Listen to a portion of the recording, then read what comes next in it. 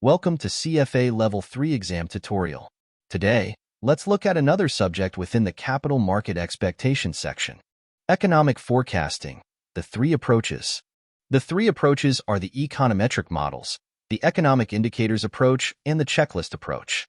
The econometric model is the most robust amongst the three approaches. They are based on economic models and model the relationship among key variables. For example, an econometric model can be used to model a time series, where the independent variable x at time t and time t-1 is used to predict the value of variable y at time t. As they are based on fixed models and well-identified economic variables, econometric models are consistent and robust. They do not change from one researcher to another. This consistency may, however, lead to a lack of flexibility, which in rapidly changing economic environment may make the models lose their value. It is therefore important to monitor the models and update them as needed. Using economic indicators is the second approach to economic forecasting. Compared to lagging or coincident indicators, leading indicators are the most useful, as these indicators precede the business cycle.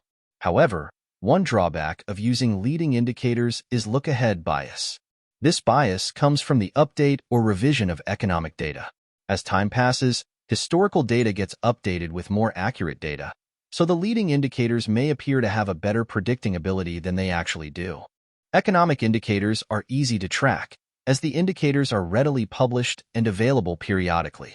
The indicators also identify well the turning points of the business cycle. This is a very useful aspect in comparison to econometric models.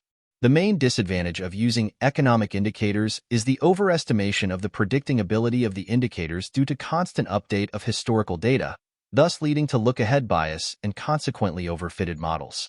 The third and last approach that we are looking at is the checklist approach. As implied by the name itself, this approach is quite random and the economic variables being examined change according to the desire of the researcher.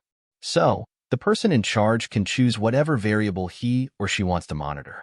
Once all data are collected, they are extrapolated and used to make economic forecasting.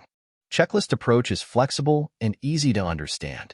However, given the long list of variables to monitor, this approach is time-consuming.